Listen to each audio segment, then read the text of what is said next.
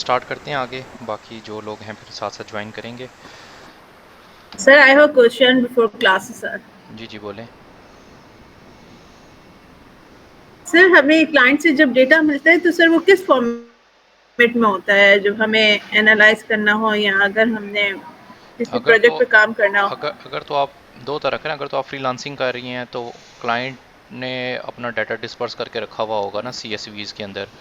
तो इसके लिए ना दो, एक्चुअल में जो डाटा की पाइपलाइंस आती है ना वो दो तरह से आती हैं। जो हम पढ़ रहे हैं ये सारा काम डाटा साइंटिस्ट करते हैं। इससे पहले एक डाटा इंजीनियर की एक अलग पोस्ट है। मतलब जिस तरह आप डाटा साइंटिस्ट बन रहे हैं, हायर करते हैं, इसी तरह डाटा इंजीनियर हायर होते हैं। सो दोनों काम इकट्ठे करते हैं, डाटा साइंटिस्ट और डाटा इंजीनियर। लेकिन डाटा इंजीनियर का काम ये होता है वो आपको डाटा ला के देता है। वो डाटा कहाँ से लेके आता है? वो स्क्रैप करता है डिफरेंट जगहों से। जिस तरह फ़र्ज़ करें, अगर आपने किसी अमेज़ॉन की ऊपर, अगर अभी कोई अमेज़ॉन के ऊपर 25 दिसंबर में कोई सेल लग रही है, अब उस सेल के ऊपर आपने कोई एनालिसिस करना है, तो ये डाटा आपको डायरेक्टली CSV में नहीं मिलेगा। ये डाटा इंजीनियर आपको डाटा क्लीन करके, साफ करके डाटा की एक रिपोजिटरी बना के देगा। सो जो डाटा इंजीनियर की पाइपलाइन होती है ना, उसमें अगर आप देखें तो कुछ स्टेप्स इन्वॉल्व होते हैं, जिसको हम इसके लिए अगर देखा जाए, जिसको ये ETL कहा जाता है, एक्सट्रैक्ट, ट्रांसफॉर्म और लोड। तो अगर मैं यहाँ पर ETL पाइपलाइन की मैं यहाँ पर गिफ देखूँ, यहाँ पर अगर कोई मुझे एनिमेशन मिल जाए ETL की, जिस तरह ये है, अगर आपको भी नज़र आ रही हो, तो इसके अंदर ये डाटा डिफरेंट सोर्सेज से आता है। बल्कि ये आई थिंक सही है। ये देखें, जिसने डाटा बेसिस बने हुए हैं ना एक्सट्रैक्ट के अंदर, ये मल्टीपल डाटा बेसिस हैं। एक अमेजोन का वेब सर्वर USA का होगा, एक नॉर्थ अमेरिका का होगा। ये सारा डाटा ट्रांसफॉर्म होता है यहाँ पर। डाटा इंजीनियर बैठ के, डाटा स्क्रैपर्स लिखे होते हैं प्रोग्रामर्स ने, और डाटा स्क्रैप होता है। देन वो एक हमारे पास लोकल रिपोजिटरी में लोड होता है। सो ये डाटा एक्सट्रैक्ट से लेकर डाटा लोड तक एक प्रॉपर कॉन्सेप्ट है। जिस तरह आप डाटा साइंटिस्ट का कोर्स पढ़ें, सर डाटा इंजीनियर का प्रॉपर एक कोर्स होता है, जिसके अंदर ये बताया जाता है कि डाटा को किस डिफरेंट सोर्सेज से लेके आया जा सकता है। और जो प्रोफेशनल तरीका है ना, जो बड़ी बड़ी ऑर्गेनाइजेशन में, वो इस तरह प्रॉपर ETL से डाटा लेके आते हैं। सो देन ये ETL डाटा हमारे पास स्टोर होता है और उसके पता है। लेकिन एज अ डाटा साइंटिस्ट अगर आप देखेंगे तो हमारे पास फ़िलहाल तो हम CSV से ही काम करेंगे।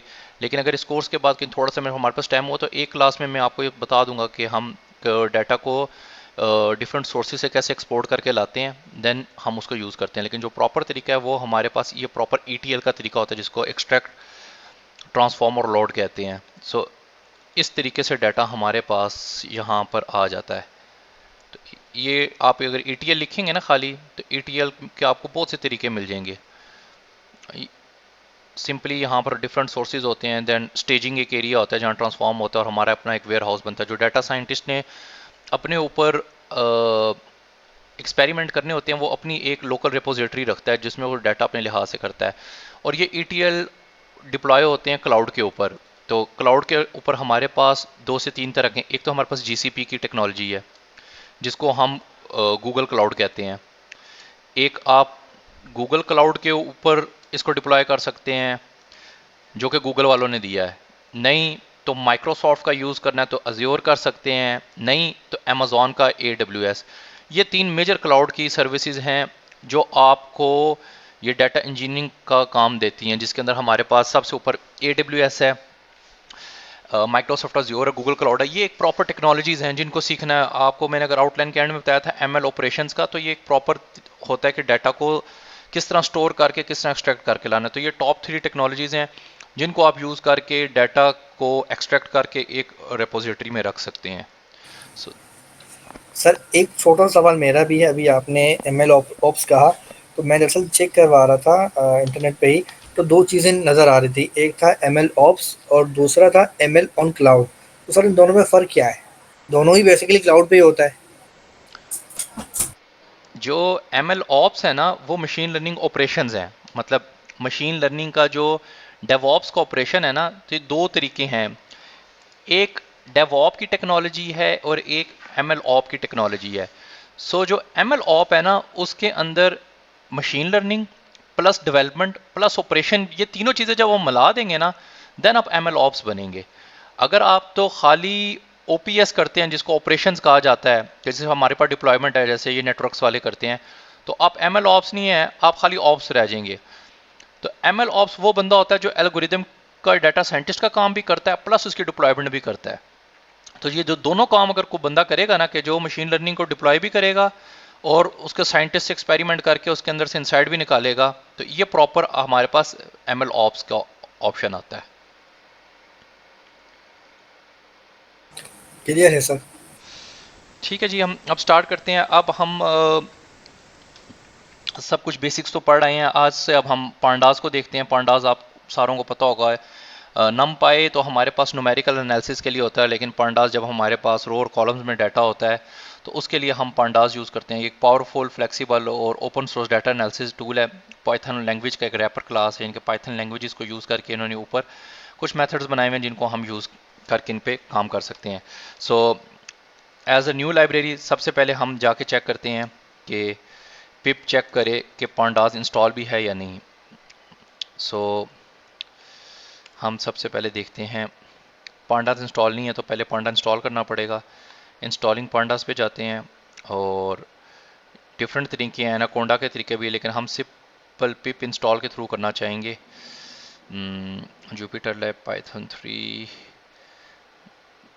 Advance installation page, package overview and installation. ये हमने ये PYPI के थ्रू करना है क्योंकि हम default Python package manager use कर रहे हैं। तो पिप इंस्टॉल पांडा करते हैं और इसको एंटर करते हैं। सो पांडा इंस्टॉल हो रहा है। अच्छा, अब जितना काम हमने तो जो एक गो में चलाना होता था, जिस तरह हम नम पाई पे कोई ऑपरेशन कर रहे होते थे या किसी चीज़ पे ऑपरेशन कर रहे होते थे, तो हम सिंपली यूज़ करते थे IDE मैनेजर, जिसके लिए हमने अपने इस ट्यूटोरियल्स क्लासेस के लिए रखा था VS कोड को। आप पाईचार्म को भी रख सकते हैं। अब जो हमारा काम ज़्यादा एनालिसिस का आ गया है, तो अब हम जुपिटर पे मूव करेंगे क्योंकि रोज़ और कॉलम का डाटा जो हमें वो दिखाता है VS कोड या ID, वो इतना विजिबल नहीं है। क्योंकि वो वेरिएबल्स के लिए है कि आपने कोई वेरिएबल को कैसे रखना है, लेकिन जब रोज़ कॉलम है तो हमें नोटबुक ज़्यादा फ़ायदा देती है। तो अब यहाँ पर मैं अपने एक फ़ोल्डर में आता हूँ कोड में। यहाँ पर हम एक फ़ोल्डर बना लेते हैं पांडास का,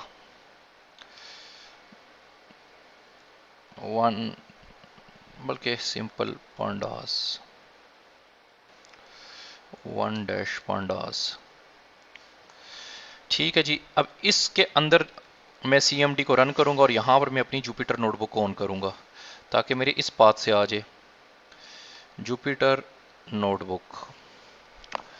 सो हमारे पास ये सर्वर बनेगा और रन टाइम पे जुपिटर नोटबुक हमारे पास ओपन हो जाएगी। ओके, अब ये जुपिटर नोटबुक हमारे पास आ गई है। न्यू में जाएंगे, एक नोटबुक तैयार करेंगे और इस नोटबुक के अंदर अब हम बेसिक का बनाएंगे कि पाइथन 3 के ऊपर है 1_basic। नाउ सिर्फ एक दफ़ा टेस्टिंग कर लेते हैं कि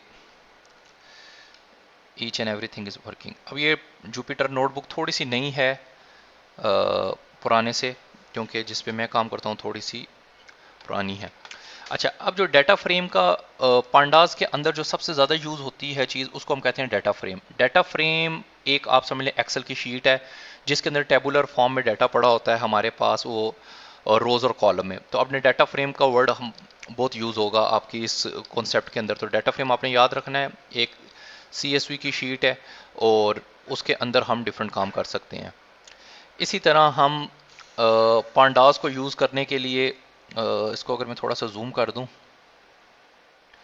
ताकि विजिबिलिटी इंप्रूव हो जाए। सो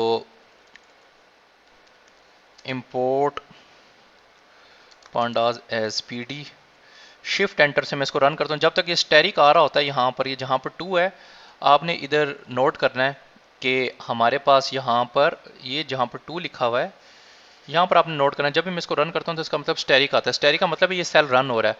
तो जब तक यहाँ स्टैटिक आ रहा होगा तो आपने इस पर वेट करना है कि आपकी जो पिछली फॉर्मेशन है वो रन हो जाए। जिस तरह भी गौर कीजिएगा आप, अब तो ये बिल्कुल तेज़ी से चल गया।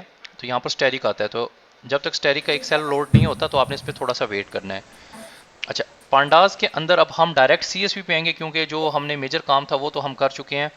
तो सर मैं डिस्टर्ब कर रहा हूँ सर, कभी कभार जो है ना स्टैटिक बहुत ज़्यादा देर तक रहता है, तो उस सूरत में क्या करें? उस सूरत में आप कुछ नहीं कर सकते। आपका उस सेल के अंदर लोड बहुत ज़्यादा है और आपकी रैम और प्रोसेसिंग आपको लिमिट कर रही है कि जब तक वो सेल रन नहीं होगा। क्योंकि देखें, नोटबुक के अंदर हम लाइन बाय लाइन रन कर रहे हैं, क्योंकि जब तक वो लाइन रन नहीं होगी ना, अब हमें वेट करना पड़ेगा। अगर उसके बाद या फौरन अगली लाइन रन कर दें, नेक्स्ट लाइन रन तो हो जाएगी, लेकिन अगर ऊपर से कोई वेरिएबल उस सेल ने रिटर्न करना हुआ जो नीचे यूज हो रहा है, तो आपका कोड एरर दे देगा, और कोड ने एक दफा एरर दे दिया फिर पूरी नोटबुक रीस्टार्ट करनी पड़ेगी। सो मैं इसलिए आपको ये स्टैरिक वाली बताया कि थोड़ा सा ना आराम आराम से चीज़ों को करके ना तो वो चला लें। और अगर आपने एक गो में चलाना है कि आप स्टैरिक का वेट नहीं कर सकते, तो इसकी पाइथन की फाइल बनाओ और सीधा CMD में चलाएं। सो आपने स्टैरिक तक का इसका ना वेट करना है, ताकि आपको हमारी चीज़ें बिल्कुल आराम से चीज़ें चल जाएं। ओके, इसके अंदर में यहाँ से दो चीज़ें हैं।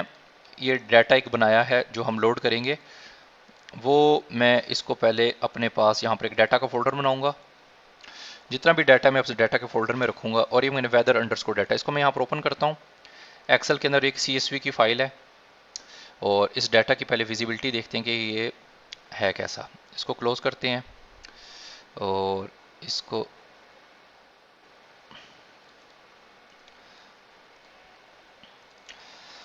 अब देखा जाए तो हमारे पास ये एक CSV फॉर्मेट में डाटा है। बहुत छोटी चीज़ों से हम स्टार्ट करेंगे। प्रॉब्लम को ना हमेशा छोटी चीज़ों में तोड़ के ही हमने उसको हल करना है। अब देखें, इसमें एक डे का कॉलम है, टेम्परेचर है, विंड स्पीड है और इवेंट है। आपको मैंने स्टार्ट में बताया था कि डाटा साइंटिस्ट के लिए ना, जब डाटा साइंस की टेक्नोलॉजी आप सीख रहे हैं, तो आपको डोमेन का नॉलेज होना चाहिए, आपको सॉफ्ट स्किल्स का पता होना चाहिए, आपको बिजनेस का नॉलेज होना चाहिए, जो प्रॉब्लम आप सॉल्व कर रहे हैं। अगर वो नहीं है आपको, तो इस तरह हवा में तीर से आप सोल्यूशन नहीं निकाल सकते। हिट एंड ट्रायल है, लग गया तो लग गया, ना लगा ना लगा, लेकिन ज़्यादातर आपको पता होना चाहिए। सो जब भी आपके पास नया डाटा आएगा, आपने थोड़ा सा समझना है। अब देखें जाए तो इसके अंदर देखें जाए तो एक डे है 1 जनवरी 2027, then second, then third, fourth, fifth, six. तो इससे पता चलता है सिक्वेंशियल टाइप का डाटा जो हर मंथ कैलकुलेट होकर आ रहा है। और वेदर का डाटा जिसमें टेम्परेचर है, विंड स्पीड है, और उसके बाद कोई इवेंट अकर हो रहा है। सो इस तरह का हमने सबसे पहले डाटा थोड़ा सा हम देखेंगे। अब इस डाटा को हमने, अगर ये तो हमारे पास शीट है, अब इसको हमने डाटा फ्रेम में लेके जाना है। तो डाटा फ्रेम के लिए हमारे पास DF का हम एक वेरिएबल बनाते हैं, अगर आप कुछ भी बना सकते हैं। तो अब मैं डायरेक्ट करूंगा PD जो पांडास का है डॉट रीड अंडरस्कोर CSV। अब ये मैं यहाँ पर इसका नाम दूंगा वेदर। वेदर नहीं, डाटा का एक फोल्डर है स्लैश वेदर डाटा। तो अगर आपका फोल्डर नहीं है तो आप डायरेक्टली इसको लिखेंगे। मैंने एक फोल्डर इसलिए रखा क्योंकि मेरे पास मल्टीपल डाटा होगा तो वो मेरे कोड के साथ रिप्लेस ना हो।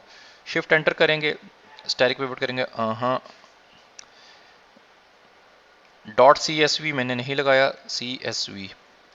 सो नाउ मैं DF करता हूँ। तो अब ये देखें, ये जो चीज़ आपने देखी है कि ये डाटा कितना प्यारा ब्राउज़र की वजह से इसके अंदर ये टेबल के फॉर्म में आया। यही काम आप VS कोड में करते। VS कोड में इसने वेरिएबल के फॉर्म में आना था, बिल्कुल नॉर्मल स्क्रीन के ऊपर, जो कि हमें बहुत उससे मुश्किल होती। अगर इसको मैं हम एक जल्दी सी लुक आपको मैं दिखा दूं VS कोड के अंदर के, जुपिटर नोटबुक आपको पता चले कहाँ यूज़ करनी है। अब मैं यहाँ पर सिंपल पाइथन लिखता हूँ, क्योंकि आउटपुट हमारे पास टर्मिनल में आती है। आपने जुपिटर नोटबुक की भी, उसकी VS कोड की भी देखी, आउटपुट टर्मिनल में है। अगर मैं कॉपी पेस्ट करके देखूँ, अगर यहाँ से चीज़ें चल जाएं, और एक मिनट, यहाँ से नहीं, हमें इसके अंदर से चलानी पड़ेंगी CMD। Okay, now we go for python.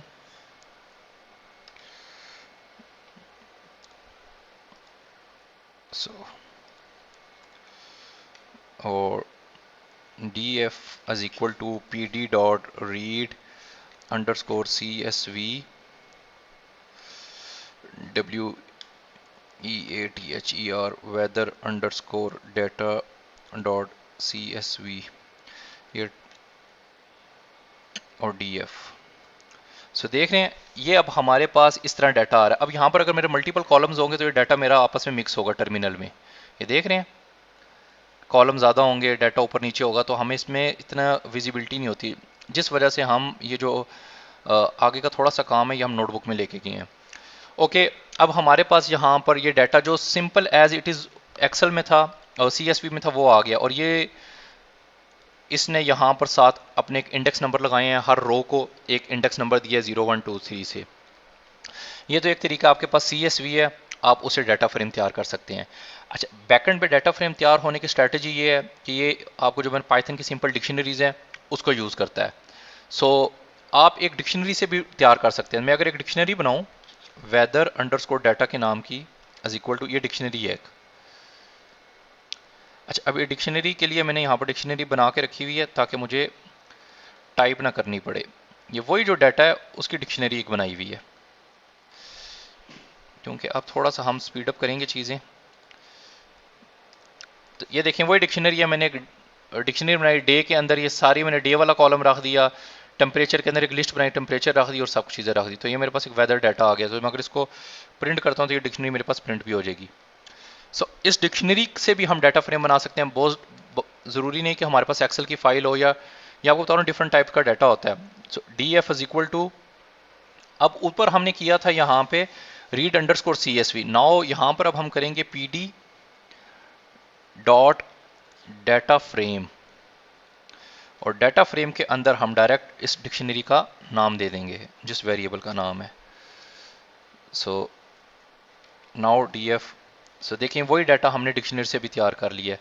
सो ये डाटा आप डिफरेंट तरीक़ों से तैयार कर सकते हैं, एक्सेल है, CSV है, या जिस तरीके से भी कर सकते हैं। ओके, मैं CSV पे दोबारा आ जाता हूँ। नाउ DF में मेरे पास ये आ गया। DF डॉट शेप से मुझे बता रहा है इसकी 6 रोज़ हैं और 4 कॉलम हैं, जिस तरह हम किसी भी चीज़ की रोज़ वो शेप्स देखते हैं। इसी तरह अगर आपने इसको अलग करना हो तो मैं रोज़ कोमा COLUMN कॉलम्स 2 वेरिएबल लूँगा और इज इक्वल टू कर दूंगा DF डॉट शेप। तो ये मेरी शेप डिस्ट्रीब्यूट हो जाएंगी, कॉलम्स में कॉलम्स चली जाएंगी, रोज़ में रोज़ चली जाएंगी। सो आप इस तरह अगर आपको स्पेसिफिक चाहिए रोज़ और कॉलम अलग अलग, तो आप वो भी इसके अंदर देख सकते हैं। इसके बाद हमारे पास डाटा जब भी, अभी तो 5 रोज़ हैं, हमारे पास मिलियन ऑफ रिकॉर्ड होते हैं, और सारा रिकॉर्ड डायरेक्ट इस ब्राउज़र के अंदर प्रिंट करने से एक तो ब्राउज़र भी स्लो होता है और सारे प्रिंट होते भी नहीं हैं। उसके लिए आपको थोड़ी सी सेट करके इसकी लिमिट बढ़ानी पड़ती है। तो इसके लिए जो प्रॉपर टेक्निक यूज़ होती है उसको हेड कहते हैं। DF डॉट हेड करेंगे, और ये तो ये आपको टॉप के 5 रोज़ दिखाएगा। इसी तरह आपने अगर डाटा का को प्रीव्यू देखना हो तो आप डॉट हेड के थ्रू करके उसकी टॉप की 5 रो देख सकते हैं। इसी तरह आप डॉट टेल के थ्रू उसकी लास्ट 5 रोज देख सकते हैं। आपने अगर लास्ट की 5 रोज देखनी हो तो आपके पास जब डाटा का ऊपर हेड और टेल्स आ जाएगा तो आप वो देख सकते हैं। अच्छा, इसमें ये बाय डिफॉल्ट 5 लेयर है, आप इसके अंदर 2 भी डालेंगे तो ये उतनी रोज भी लेके आएगा। तो ये बाय डिफॉल्ट अपना एक 5 का इसने रखा हुआ है, अगर कुछ नहीं डालेंगे तो ये 5 के ऊपर काम करेगा। इसी तरह हमारे पास जो स्लाइसिंग और इंडेक्सिंग हमने नमपाई में पढ़ी थी, पाइथन में पढ़ी थी, वही हम डाटा फ्रेम भी हमें देता है कि अगर हमने डाटा फ्रेम की रो नंबर 2 से लेके 5 तक प्रिंट करनी हो, सो ये देखेंगे ये 2 को इंक्लूड करेगा और 5 को नहीं करेगा, क्योंकि लास्ट वन आपको तो n-1 में ये रखता है जो पिछले हमने पढ़ा था। सो ये आप इसके अंदर इस तरह अपने लिहाज से रोज़ को भी फिल्टर आउट कर सकते हैं। सो ये डिफरेंट तरीके हैं हम स्लाइसिंग के।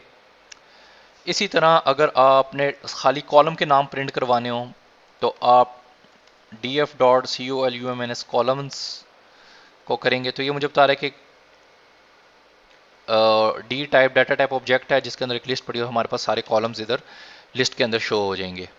इसी तरह आपने कोई स्पेसिफिक कॉलम शो करवाना हो तो DF डॉट करके कॉलम का नाम करेंगे तो हमारे पास वो कॉलम शो हो जाएगा। ओके, 2 तरीके हैं, या तो डॉट करके आप इन्वर्टेड कोमा ना लगाएं और डायरेक्ट नाम लिख दें, नहीं तो कभी कभार ऐसा कॉलम का नाम होता है कि जो या तो ऊपर आप वेरिएबल में यूज़ कर रहे होंगे, या हो सकता है वो पाइथन का अपना कोई डाटा टाइप हो, जैसे ID है, तो ये हो सकता है इसकी कहीं डाटा टाइप भी हो। तो उसके लिए आपके पास एक दूसरा तरीका होता है कि आप लिस्ट के अंदर इन इस तरह सिंगल कॉलन के अंदर इन्वर्टेड कोमा में आप लिख देंगे तो वो फिर हमारे पास प्रॉपर उसके लिए आ जाएगा। अच्छा, अब अगर हम इसकी टाइप देखें इवेंट की कि यार ये जो इवेंट का कॉलम था तो ये क्या चीज़ है, तो इसकी आप टाइप देखेंगे तो ये देखेंगे पांडा डॉट कोड डॉट सीरीज बता रहा है। सो पांडा के अंदर आपका जो कॉलम होता है वो सीरीज कहलाता है, तो जो भी कॉलम होंगे वो आपके सीरीज से डिनोट होंगे। तो सीरीज आपने याद रखना है। इसी तरह अगर आपने मल्टीपल कॉलम प्रिंट करवाने हैं तो डीएफ के अंदर तो हमने बताना होता है अगर एक है, अगर तो एक है, लेकिन अगर मल्टीपल है तो इसके अंदर आपको एक लिस्ट देनी पड़ेगी। तो ये जो पहली वाली लिस्ट है ये तो डाटा फ्रेम की है, तो इसके अंदर हम एक लिस्ट और देंगे जिसके अंदर हमारे पास इवेंट भी होगा कॉमा डे भी होगा। सो आप इस तरह मल्टीपल कॉलम्स यूजिंग लिस्ट के थ्रू भी कर सकते हैं।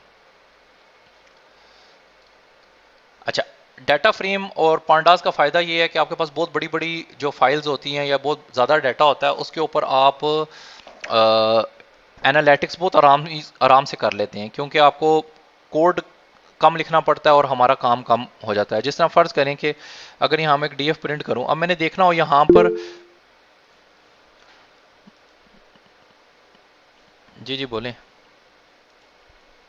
सर ये डेटा टाइप ऑब्जेक्ट क्यों शो कर रहा है हमें? हर एक कॉलम का डेटा टाइप तो हमने चेंज रखा होगा, जी तो ये सबको ऑब्जेक्ट एज एन ऑब्जेक्ट ही यूज कर हाँ रहा जी जी, है। एज मैंने आपको बताया कि जो डाटा फ्रेम के अंदर कॉलम है ना वो अपना उसने ऑब्जेक्ट बनाया हुआ है सीरीज के, तो उसको हर किसी को ऑब्जेक्ट कहता है कि ये मेरा ऑब्जेक्ट है। मैं ये स्ट्रिंग वगैरह अगर आपने कन्वर्ट करना हो, इसको यूज़ करना हो कर सकते हैं, लेकिन मैं इसको एज अ ऑब्जेक्ट ट्रीट करूंगा और मेरे लिए ऑब्जेक्ट क्या है, सीरीज है, और वो सीरीज क्या है, डाटा फ्रेम का एक कॉलम है। तो ये आपको हर चीज़ ऑब्जेक्ट ही नजर आएगी इसके अंदर, क्योंकि डाटा फ्रेम का ऑब्जेक्ट है अपना। ओके, अब जिस तरह ये देखें, ये मेरे पास अगर एक कॉलम है, अगर मैंने इस डाटा फ्रेम में इस 32 को एक को रीड करना हो तो मैं फॉर लूप लगा के कर सकता हूँ, और फिर इसमें अगर मैंने मैक्सिमम देखना हो, और जब मैंने इसमें मैक्सिमम देखना हो तो मुझे इसके अंदर जाहिर बात है कि इफ़ लगाना पड़ेगा कि इफ़ अगर ये 32 इससे बड़ा ऐसे, तो ये ट्रेडिशनल हम पाइथन में करते थे। तो डाटा फ्रेम के अंदर ये चीज़ हमारे पास बहुत आसान हो जाती है। मैं यहाँ पर df टेम्परेचर करता हूँ और डॉट मैक्स लगाता हूँ, ये पूरे कॉलम से ऑटोमेटिकली मैक्स मुझे बता देगा कि जी इस पूरे कॉलम के अंदर अगर मिलियंस भी रिकॉर्ड है ना तो मैक्सिमम टेम्परेचर आपका ना 35 है। तो ये हमारे पास बहुत आसानी हो जाती है डाटा फ्रेम से इनिशियल एनालिसिस करने में। इसी तरह आपने मीन लेना हो तो हम मीन ले लेते हैं, इसी तरह आपने मिन लेना हो तो हम मिन ले लेते हैं। सो ये डिफरेंट मेथड्स हैं जो कि हम इसके अंदर इजीली परफॉर्म कर सकते हैं। इसी तरह अब इसमें थोड़ी थोड़ी स्टैटिस्टिक्स की चीज़ें इंक्लूड होंगी, क्योंकि आगे अब आप मशीन लर्निंग की तरफ मूव करेंगे। जैसे मैं एसटीडी कर देता हूँ तो ये उसका स्टैंडर्ड डेविएशन का उसने बताया कि जी 3.8 डेविएट कर रहा है, जो इसके अंदर स्टैंडर्ड डेविएशन का पॉइंट है। So, इस तरह ये हम डिफरेंट तरीक़ों से एनालिसिस स्टार्ट कर सकते हैं अपना। देन फिर एक सबसे अच्छा मेथड है जो डाटा फ्रेम की मैं समझ लें जान है, उसको कहते हैं डिस्क्राइब। आप डिस्क्राइब कर दें और एंटर करें, इसको रन करें, तो ये आपको सारी चीज़ें इकट्ठी बता देता है और जितने कॉलम है सारों की बताता है। अब हमारे पास 2 कॉलम है, टेम्परेचर और विंड स्पीड, ये मुझे टोटल काउंट बता रहा है, उन दोनों का मीन बता रहा है, स्टैंडर्ड डेविएशन बता रहा है, मिनिमम बता रहा है, परसेंटाइल बता रहा है, 25%, 50%, 75% मैक्सिमम बता रहा है। सो ज़्यादातर जो चीज़ें यूज़ होती हैं वो डिस्क्राइब के मेथड से लोग निकाल लेते हैं और इसका एनालिसिस कर लेते हैं। आप ये किसी कॉलम पे भी लगा सकते हैं और नहीं तो ये आप पूरे के ऊपर भी लग सकता है। वो आगे जाके जब हम एक प्रॉपर फाइल के ऊपर इसका एनालिसिस करके इसके अंदर से डाटा निकालेंगे तो वो और चीज़ें क्लियर हो जाएंगी। इसी तरह एक चीज़ और है, मैंने अब इसके अंदर कंडीशन लगानी हो, उसमें आपने देखा था हम इफ एल्स लगाते थे प्रॉपर के जी इफ़ अगर ये हो एल्स ये हो, और फिर कंडीशन अपने लिहाज से सेट आउट करते थे। तो पांडास के अंदर थोड़ी सी आसान है। मैंने एक डीएफ बताया, लिस्ट ली, और इसके अंदर मैं कंडीशन लगा देता हूँ कि df dot temperature greater than and equal to 32। So देखें इसने इफ लगाने की जरूरत ही नहीं, इसने इफ खुद ही लगाया, सारी चीजें खुद करके मुझे खाली वो रो फिल्टर आउट करके दे दी जिसका टेम्परेचर 32 या 32 से ज़्यादा है, या 32 के बराबर है, या 32 से ज़्यादा है। तो ये हमारे पास जो इफ एल्स की स्ट्रगल है वो थोड़ी सी कम हो जाती है। लेकिन ये नहीं कि हम बिल्कुल नहीं लगाएंगे, कहीं पर आके ये कंडीशन बहुत कम्प्लेक्स हो जाती है तो हमें फिर इसके अंदर लगाना पड़ता है। इसी तरह मैं कहता हूँ कि यार ये ना बताओ, मुझे बताओ सबसे ज़्यादा किसका है, जो कि सिंपल पाइथन में आपको 3-4 लाइनों का कोड लिखना पड़ता है, एक लूप लगाना पड़ता है। तो हम कर देंगे df टेम्परेचर बराबर है df टेम्परेचर, हाँ मैं कहता हूँ मुझे मैक्सिमम बताओ, तो मैं इसके अंदर कह देता हूँ टेम्परेचर डॉट मैक्स, जो हमने ऊपर निकाला था। तो मुझे ये उसने एक रो बता दी कि जी ये जो आपके पास दूसरे महीने का रो है ना, इसके अंदर टेम्परेचर बाकियों की निस्बत सबसे ज़्यादा पड़ा हुआ है। सो आप इसके अंदर डायरेक्टली इस तरह भी इसके अंदर लगा सकते हैं डॉट मैक्स करके। ये डाटा फ्रेम के अंदर बहुत एक अच्छी चीज़ है। इसके बाद आप इसके अंदर थोड़ा सी एक और चीज़ भी कर सकते हैं कि मुझे खाली वो डे चाहिए, ये तो उसने पूरा निकाल देना है, लेकिन अब मुझे स्पेसिफिक वो डे का कॉलम चाहिए जहां पर टेम्परेचर मैक्सिमम है। तो मैं करूंगा जी df डे, इसके बाद मैं कहता हूं ऊपर वाली कंडीशन ही कि जो df डे है उसके बाद आप चेक करो df डॉट टेम्परेचर बराबर है जहां पर टेम्परेचर मैक्स है। तो ये देखते हैं, हाँ एक, सो इसने मुझे वो एक खाली डे का कॉलम दे दिया जहां पर टेम्परेचर मैक्सिमम आ रहा है। सो अगर इसके साथ ही मैं लिस्ट लेना चाहता हूं कि मुझे सारे कॉलम विंड स्पीड और इवेंट नहीं चाहिए, डे प्लस टेम्परेचर चाहिए, सो वही मैं चीज़ यहाँ पर चेंज करूँगा। तो आपको जिस तरह मैंने बताया था कि अगर मैंने इसमें मल्टीपल देना है तो मुझे एक लिस्ट देनी पड़ेगी। मैं इसके अंदर ऐसे कोमा लगा के डायरेक्ट टेम्परेचर नहीं दे सकता, मुझे अब ये सारा क्योंकि मल्टीपल कॉलम हो गए एक लिस्ट के अंदर करना पड़ेगा सारा। सो ये हम इस तरह स्पेसिफिक कॉलम भी अपने निकाल सकते हैं। सो ये हम डाटा फ्रेम के कुछ मेथड्स हैं जिनको हम यूज़ करके डिफरेंट काम कर सकते हैं। अब थोड़ा सा ज़रा इंडेक्सेस को समझ लेते हैं। अगर मैं यहाँ डाटा फ्रेम दोबारा प्रिंट करूँ, सो ये जो इसने इंडेक्सेस लगाए हैं 0 1 2 3 4 5, ये ऑटोमेटिकली लगाता है। आप डाटा फ्रेम में ये चीज़ नोट करेंगे कि आप कोई भी डाटा लोड करेंगे इंडेक्स नंबर साथ चलेगा, क्योंकि इंडेक्स के ऊपर ही कंपैरिजन होता है, इंडेक्स के ऊपर ही मैचिंग होगी जहाँ इंडेक्स मैच करेंगे दो डाटा फ्रेम के।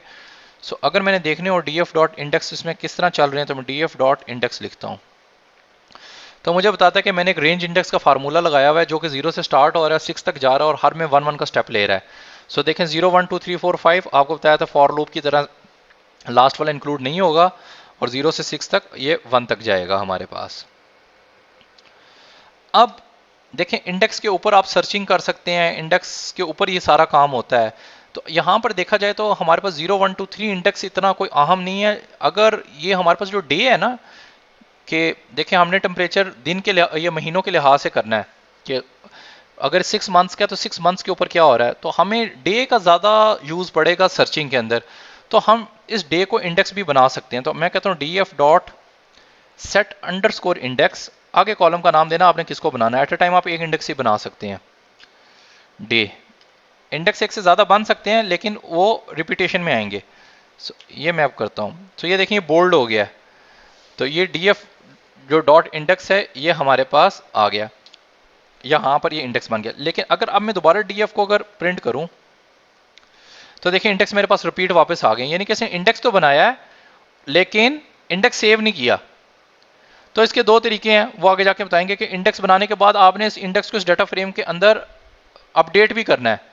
इसने इंडेक्स आपको एक दफ़ा दिखा तो दिया कि इस तरह होगा, लेकिन जब मैं डाटा फ्रेम को प्रिंट करता हूं तो ये वापस ले आता है। तो उसके दो तरीके हैं, या तो मैं इसको df के इक्वल टू कर दूं, नहीं तो डाटा फ्रेम कहता है अगर आपने मेरे डाटा फ्रेम के अंदर कोई ऑपरेशन को ओवरराइड करवाना है तो इसके लिए एक पैरामीटर होता है जिसको कहते हैं in place is equal to true. In place true करेंगे तो ये ऑटोमेटिकली जो भी कंडीशन लगेगी इसको अपडेट कर देगा। अब मैं df को प्रिंट करूंगा तो अब मेरा इंडेक्स परमानेंट सेव हो गया। सो अब मेरे पास इंडेक्स जब बन गया है तो मैं लोकेशन का मेथड यूज कर सकता हूं जो कि मैं पहले नहीं कर सकता। तो मैं क्या करूंगा df डॉट लॉक लोकेशन, यहां से उठाते हैं ये वाला इंडेक्स नंबर।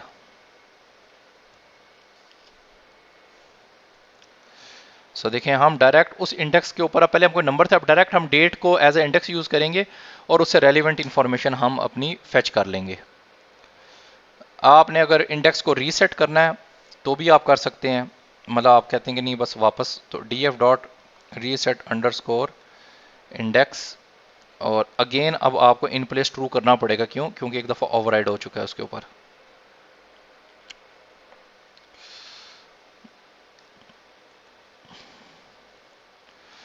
इंडेक्स हमारा वापस कंडीशन में आ गया।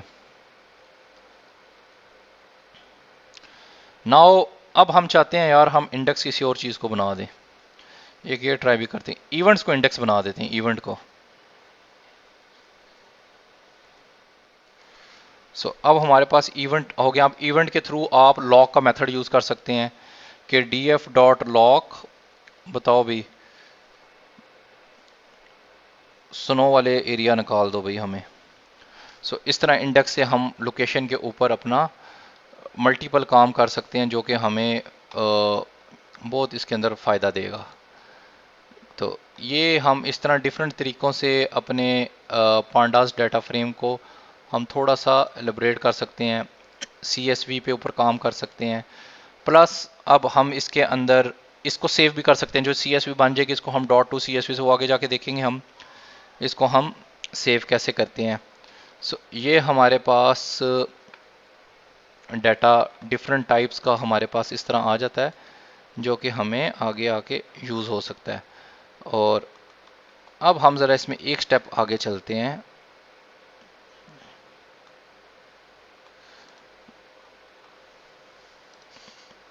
एक मिनट, मैं इसके अंदर से एक डाटा और निकाल लूँ, वो मैं अपने लैपटॉप में ले आऊँ, ताकि हम एक और थोड़ा सा आगे जाके एक्सपेरिमेंट को देखेंगे ये कैसे परफॉर्म हो सकता है।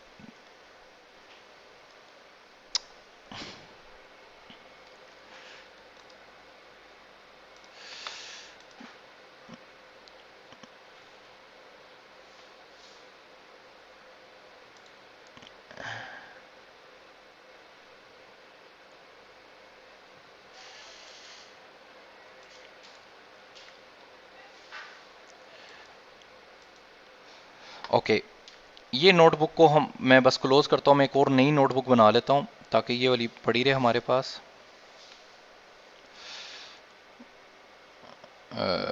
नोटबुक, इसको भी सिलेक्ट करते हैं और इसका नाम अब होगा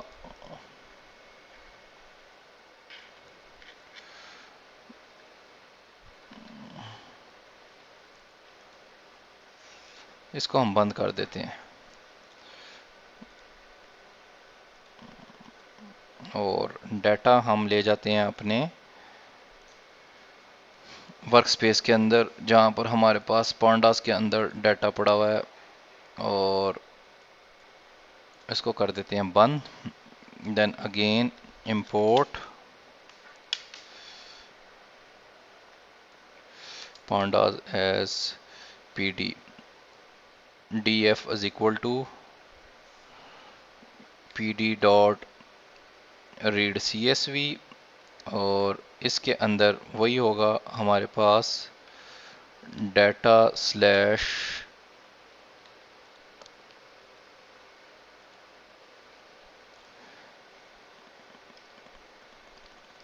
miss weather data dot CSV। अच्छा, ये CSV की बजाय आप यहाँ पर एक्सेल भी लोड कर सकते हैं, तो उसका मेथड होता है रीड अंडरस्कोर एक्सेल, लेकिन ज़्यादातर हमारे पास डाटा आता है उसका, तो आप रीड एक्सेल से, अगर आपके पास यहाँ पर XLX की फाइल होगी तो आप उसको भी रीड कर सकते हैं। रीड CSV हम यहाँ पर जाते हैं और DF में आते हैं। इस डाटा को अगर मैं खोलूँ तो एक्सेल के अंदर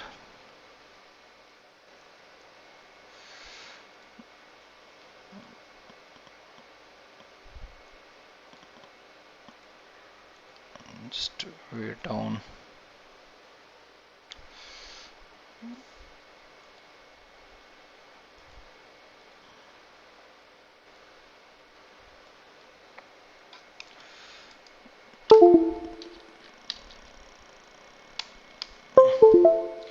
ओके।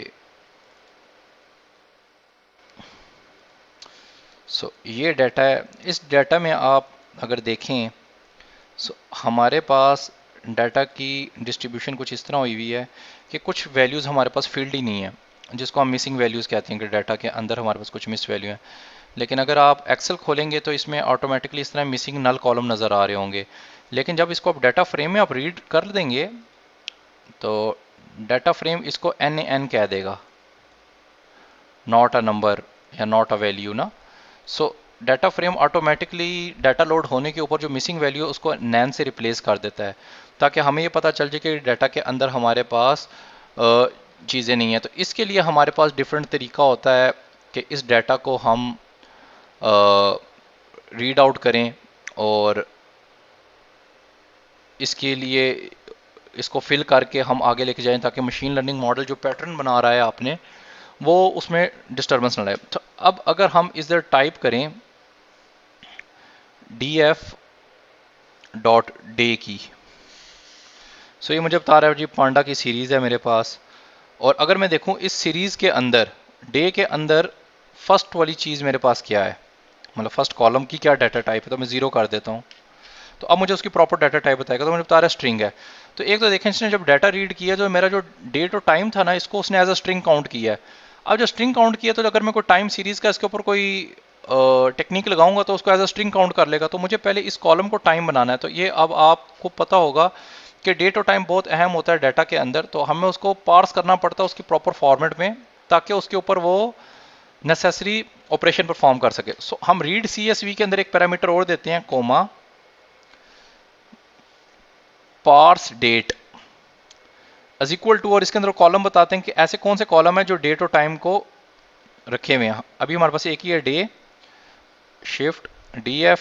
अब देखेंगे थोड़ा सा चेंज भी हो गया। और अब अगर मैं इसकी डाटा टाइप देखता हूं, सो अब मुझे इसने पांडा ने अपना एक बनाया है टाइम्स टाइम लाइब्रेरी, जिसको कहता है वो lib dot time stamps dot time stamp. So अब ये हमारे पास डे टाइम, हमारे पास डे टाइमर आ गया है। सो अब वही मैं अपनी पुरानी टेक्निक यूज़ करता हूँ कि इसको सबसे पहले इंडेक्स बना लेता हूँ डेट और टाइम को, क्योंकि अगर मैं अब DF डॉट इंडेक्स करता हूँ तो ये इसने तो मुझे बताया जी 0 से 9 तक इंडेक्स लगे हुए हैं। हमें ये नहीं चाहिए, हमने इसको इंडेक्स बनाना। तो DF dot set index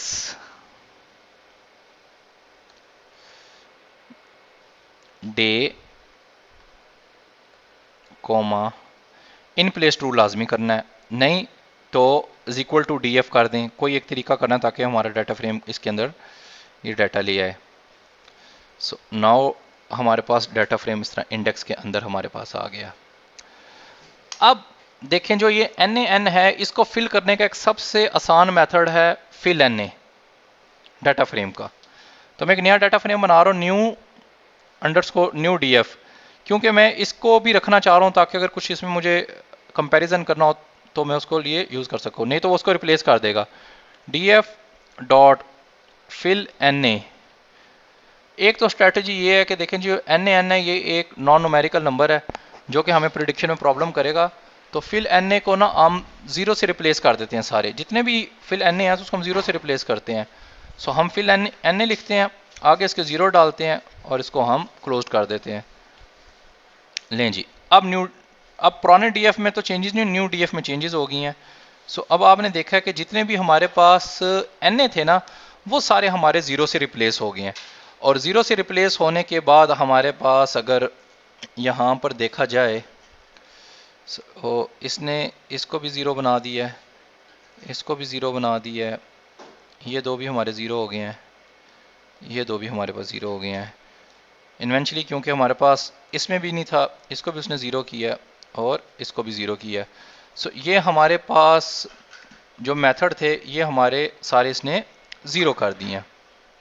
now fill NA के थ्रू तो आप कोई एक डाटा फ्रेम के अंदर जितनी भी कंडीशन है उसके ऊपर आप एक लगा सकते हैं। अब देखा जाए तो इसके अंदर एक छोटी सी प्रॉब्लम है,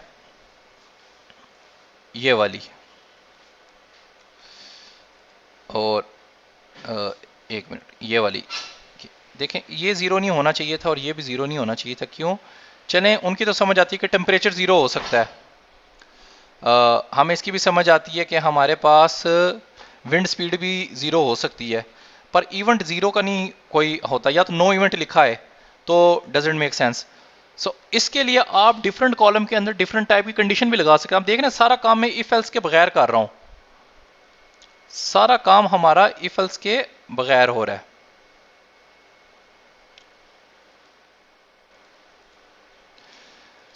इसके अंदर अब हम क्या करते हैं, अब हम हर के लिए अलग अलग कंडीशन लगा सकते हैं। उसके लिए हमें डिक्शनरी का यूज करना पड़ेगा। फिल एन की बजाय जीरो की बजाय अब हमें यहां पर जिस तरह हम इफ लगाते थे अब कंडीशन देने लगा हूं। उसे मैं कैसे देने लगा हूं, एक डिक्शनरी बनाऊंगा,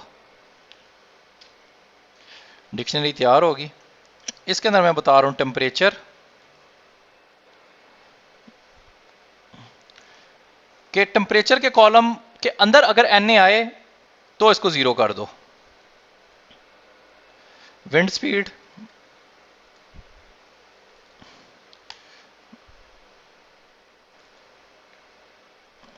विंड स्पीड भी अगर है तो उसको भी जीरो कर दो भाई, विंड स्पीड भी जीरो हो सकती है। बट अगर इवेंट आए और उसको आप लिख दो नो इवेंट। तो आप ये देखें जहां स्ट्रिंग्स हैं वहां मैं इन्वर्टेड ये कोमास यूज कर रहा हूं और इंटीजर को मैं ओपन ही रख रहा हूं, और ये डिक्शनरी मेरी होगी क्लोज यहां तक। ठीक है जी, और ये मैं इसको थोड़ा सा और छोटा कर देता हूं। नाउ ये रन करते हैं। नाउ अब हमारा डाटा फ्रेम आप देखें। अब ये देखें तो इसने नो इवेंट कर दिया। तो हम डिफरेंट कॉलम्स के ऊपर डिफरेंट टाइप की ना कंडीशन लगा सकते हैं by the help of dictionary, क्योंकि हर कॉलम के लिए एक ही चीज से ट्रीटमेंट हमारे पास सही नहीं होता। ये माइक सर ऑन कर लें किसी का। जी बोले बोले बोले। सर हाँ सर, मैं ये कहना चाह रहा था, जिस तरह हमने ऊपर हर एक इंडिविजुअल कॉलम को सेलेक्ट करके वहाँ पे उसके साथ मतलब वर्किंग की है, तो यहाँ पे हम नहीं कर सकते थे कि सिर्फ उसकी कॉलम पकड़ के फिल ना के थ्रू हम जीरो कर देते, और जहाँ पे हमें कॉलम है वहाँ पे हम नो कर, तो वो ट्रेस नहीं कर फिल ना को, यार आपकी आवाज़ बहुत कट जहाँ रही, पे मुझे तो कुछ नहीं था वहाँ पे। समझ नहीं आ रही है, आपकी आवाज़ बहुत कट रही है। अब बेहतर आ रही है सर? जी जी बोले बोले। सर मैं ये कह रहा था कि अभी आपने फिलना के अंदर जो है डिक्शनरी के थ्रू एक कंडीशन दी है, क्या हम इस तरह कर सकते थे कि डी एफ डॉट टेम्परेचर और फिलना के अंदर लिख देते ज़ीरो, और या फिर अगर दूसरा कॉलम यूज़ करना होता तो डी एफ डॉट इवेंट फिलना के अंदर हम नो इवेंट कर देते, तो वो सिंगल सीरीज वाइज जो है उसको चेंज नहीं करता? कर लेता है, सिंगल सीरीज वाइज चेंज करता है। अगर आपके पास 10-12 कॉलम्स हैं तो हमें कंडीशन एट अ टाइम ही लगानी पड़ती है कि जी विंड स्पीड ना हो जाए और इवेंट हो जाए। अगर आपने मल्टीपल करना फिर तो हम प्रॉपर पाइथन की तरह लूप भी लगा सकते हैं। वो जो आप कह रहे हैं हम एक एक को भी कर सकते हैं कि अगर आप यहाँ पर खाली सिर्फ एक डिक्शनरी देंगे ये लें, तो अब ये खाली सिर्फ टेम्परेचर को ट्रीट करेगा और बाकी को छोड़ देगा। मैंने एक ही कंडीशन के अंदर मल्टीपल स्टेटमेंट्स लगा दिए ताकि अगर एक ही मेथड से अगर आपने करना हो तो आप इसको परफॉर्म कर लें।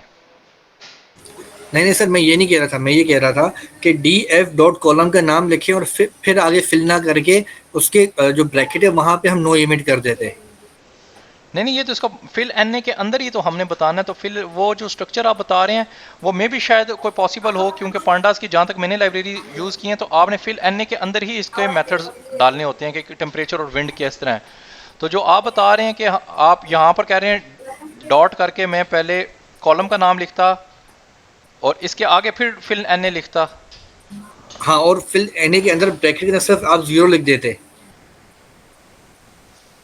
मैं भी शायद चल जाए, पर ये मैंने टेस्ट नहीं किया। पर इसके लिए प्रॉपर जो इसका तरीकाकार है ना वो यही है कि फिल एन के अंदर या तो डिक्शनरी दें या उसके अंदर आप कंडीशन लगाएं। ठीक है सर, मैं उसको एक बार ट्राई भी कर लूंगा अपने कर लें, ट्राई खुद कर से। लीजिएगा, क्योंकि मैंने इस तरह नहीं ट्राई किया। ओके, ठीक है। अब इसके अंदर हम देखते हैं अपना एक नया data frame, new underscore D F is equal to. अच्छा, अब ना डाटा फ्रेम के अंदर डिफरेंट स्टैटिस्टिक्स के मेथड लग सकते हैं। अभी तो हमने सिंपली फिल एन किया है ना कि जी वो खाली जीरो से रिप्लेस हो जाए। तो इसके अंदर हम एक और भी कर सकते हैं, D F fill N method is equal to F F fill. और और ये FF fill जो है ये इसको हम चलाते हैं। सो FF fill का मतलब है फॉरवर्ड फिल, और फॉरवर्ड फिल के अंदर होता क्या है, हमारे पास जो हमारे पास मिसिंग वैल्यू होती हैं उसको वो कैरी फॉरवर्ड करके लेके जाता है। कैरी फॉरवर्ड का मतलब ये है कि अगर ज़ीरो उसको जहाँ पर फिल एन था हमारे पास, जहाँ पर हमारे पास फिल एन था उसने उसको कैरी फॉरवर्ड कर दिया, यानी कि इस 32 को वो इधर ले आया। इसी तरह जो हमारे पास 28 था उसको वो इधर ले आया। इसी तरह 32 को कंजेक्टिव 2 ज़ीरो थे, सो इसने इस तरह लगाए। इसके बाद उसने हमारे पास अगर 9 के बाद 0 आना था तो उसने इधर लगाया। फॉरवर्ड फिल हो रहे हैं अब, तो 0 की बजाय कुछ स्ट्रैटेजी इस तरह की होती हैं कि 0 से हमें कोई रिजल्ट अच्छे अचीव नहीं हो रहे, तो फिर हमें फॉरवर्ड फिल के मेथड लगा के भी कर सकते हैं। ये वाला इधर आया, ये वाला इधर आया, और ये वाला भी इधर आया। सेम इसी तरह हमारे पास ये स्नो इधर आ गया। सो ये हमारे पास फॉरवर्ड फिल के मेथड्स होते हैं जिसके थ्रू हम ये काम कर सकते हैं। तो ये जो देखें मैंने फॉरवर्ड फिल लगाया, सो इसने इसको फिल आउट कर दिया फॉरवर्ड फिल के थ्रू। इसी तरह हमारे पास एक मेथड होता है बी फिल, बैकवर्ड फिल। ये काम अब सीधा चला है, आप ये काम उल्टा भी कर सकते हैं। सो आप बैकवर्ड के थ्रू भी फिल, अब ये डाटा को थोड़ा सा अंडरस्टैंड करके अब हमें ये लगा के टेस्ट करना पड़ता है। सो अब ये नीचे से ऊपर की तरफ इसने फिल किया है कि जो बैकवर्ड फिल है उसको इसने परफॉर्म किया है। सो यहां पर हमारे पास डिफरेंट तरीकों से भी फिल लगा सकते हैं।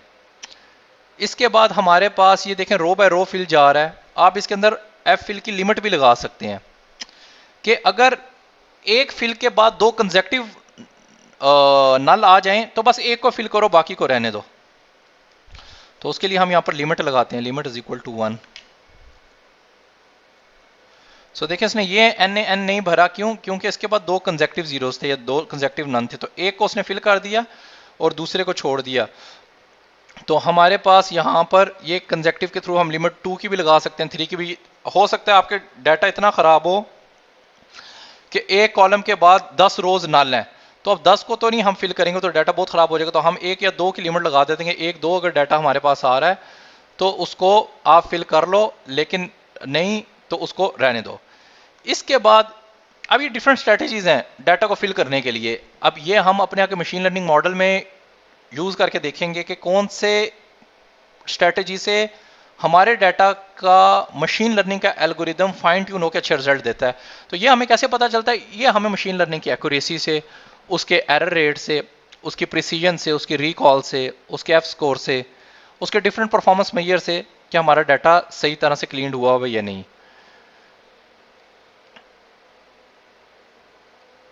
अच्छा, इसके अंदर एक और चीज भी हम कर लेते हैं। अब देखें ये डीएफ है नन। अब आपने एफ फिल भी पढ़ लिया, बैक फिल भी पढ़ लिया, लिमिट भी पढ़ ली, मीन भी हमने लगा लिया। मैक्स से भी हम इसको फिल करा सकते हैं कि जो टेम्परेचर में सबसे मैक्स उससे फिल करा दो, सबसे मीन जो मीन्स आ रहे हैं मतलब इनका एवरेज ले लो उससे फिल करा दो। ज्यादातर तो लोग मीन ही लेते हैं कि जी सारे के एवरेज लो पूरे कॉलम की और एक वैल्यू रिपीट कर दो। इसके लिए एक और मेथड भी यूज हो सकता है जो कि काफी फायदेमंद है, उसको कहते हैं इंटरपोलेट।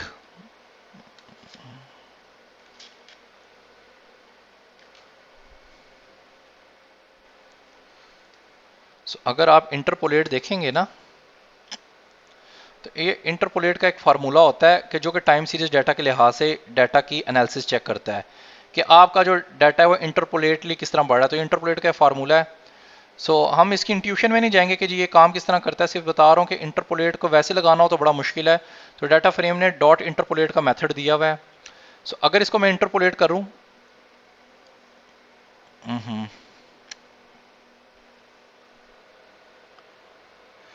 इंटरपोलेट, एक मिनट सर आपने इंटरप्लोट लिखा हुआ है, स्पेलिंग गलत हो गए।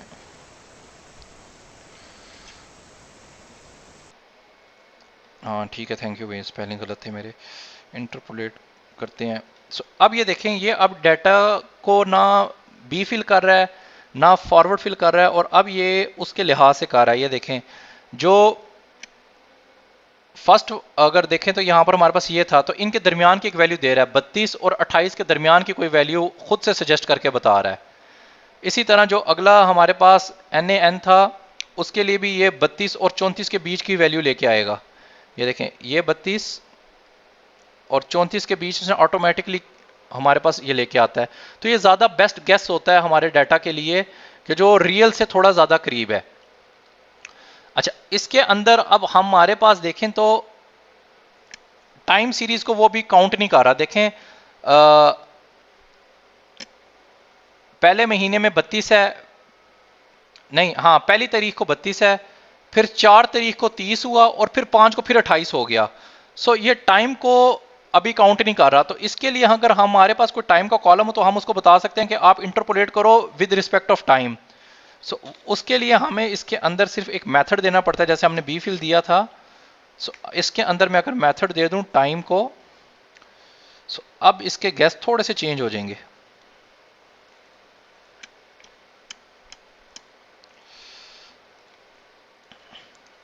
सो अब देखें, इसने ऊपर 32, 30 और 28 किया था, लेकिन अब इसने किया टाइम के लिहाज से देखा। 1 और 4 के दरमियान देखें 3 दिनों का फर्क है, तो इसने गैस 29 लगाया, लेकिन 4 से 5 में 1 दिन का फर्क है, तो उसने गैस उसके बहुत करीब लगाया। तो इंटरपोलेट आप टाइम के लिहाज से भी देख सकते हैं। अच्छा, इसके बहुत से मेथड हैं, ये खाली ये नहीं है। अगर आप इसके अंदर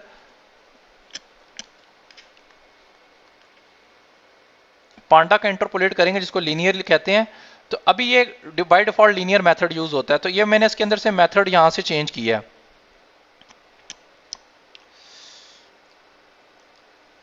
ये आप इसमें लिमिट डायरेक्शन भी लगा सकते हैं। सो यहां पर आपके पास डिफरेंट टाइप के मेथड हैं, कुछ लीनियर हैं, कुछ हमारे पास ये क्वाड्रेटिक होते हैं, कुछ क्यूबिक होते हैं, कुछ पोलिनोमियल होते हैं। सो अभी मैंने ये लगाया टाइम वाला, जो ज़्यादातर हमारा यूज़ होता है टाइम इंटरवल्स के लिए। सो आप यहाँ से इसको थोड़ा और एक्सप्लोर कर सकते हैं। अगर आपके पास डाटा कुछ आता है तो आप इसके ऊपर डिफरेंट टाइप्स के भी मेथड लगा सकते हैं, जो कि हमारे पास इसके लिए यहाँ पर इजीली परफॉर्म करेगा। अगेन एक और तरीका भी है इस डाटा को डील करने का, कि हम एक न्यू DF बनाएं as equal to DF dot drop NA करें।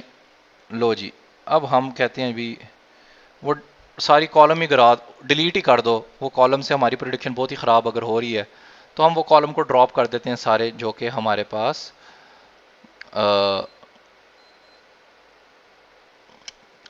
नल होते हैं और हमारे पास इस तरह आते हैं। इसके अंदर एक कॉलम और है, उसको भी हम देख लेते हैं, न्यू DF, और इसके अंदर अगर हम हाउ लगाएं और इसको ऑल कर दें,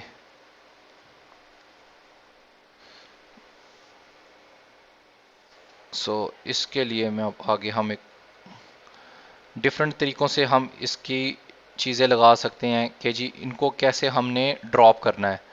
हम इसके ऊपर थ्रेशहोल्ड लगा सकते हैं कि जी हर कॉलम के लिहाज से वो ड्रॉप करे। पर ये ड्रॉप NA बहुत कम टाइम हमारे पास यूज़ होता है कि जी हमारे पास ये ड्रॉप NA इस तरह हम यूज़ किए जाए। लेकिन ज़्यादातर हमारे पास जो इंटरपोलेट का होता है मेथड, या तो उसको यूज़ किया जा सकता है, या फिर हमारे पास जो डिफरेंट किस्म का इसका लिए डाटा फ्रेम्स की चीज़ें होती हैं, उसको हम यूज़ कर सकते हैं। सो ये इस तरह डिफरेंट तरीके से मेथड से हम डाटा को ना अपने लिहाज से देखते हैं, ताकि ये है कि हमारा डाटा उस तरह बिल्कुल सीक्वेंशियल स्टेप में तैयार हो जाए। अब ये जो डाटा हमारे पास तैयार हो जाता है, जिस तरह अब ये न्यू DF आ गया, अगर मैं यहाँ ड्रॉप ना करूँ, खाली ये टाइम लिमिट पे इंटरपोलेट लगाऊं, तो ये जो न्यू DF है, इस DF को हम अपने पास सेव कर सकते हैं CSVs के अंदर, और फिर इसके ऊपर हम अगर आगे अपने ऊपर ज़्यादा हमने कोई भी इसके अंदर कुछ चीज़ें परफॉर्म करनी हो तो हम उसको कर सकते हैं। तो इसको सेव करने का भी तरीका .to_CSV का मेथड होता है। इसको हमारे पास CSV के अंदर सेव राइट करने के लिए, जिसको आप राइट कहते हैं, कि आप इसको राइट कैसे कर सकते हैं। तो मैं क्या करूँगा, इस डाटा फ्रेम का नाम लिखता हूँ new data frame dot 2CSV, और 2CSV के अंदर जाके मैं न्यू डाटा का नाम देता हूँ, न्यू डाटा डॉट CSV। अब ये डाटा के अंदर नहीं जाएगा क्योंकि मैं रूट पे रख रहा हूँ, तो ये इसको मैं ऐसे सिर्फ कर देता हूँ।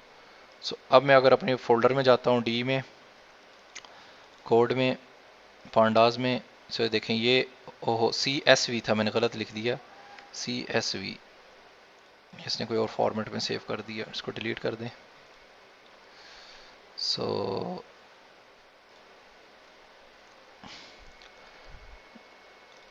ये न्यू डाटा हमारे पास यहाँ पर अपनी CSV के अंदर सेव हो सकता है।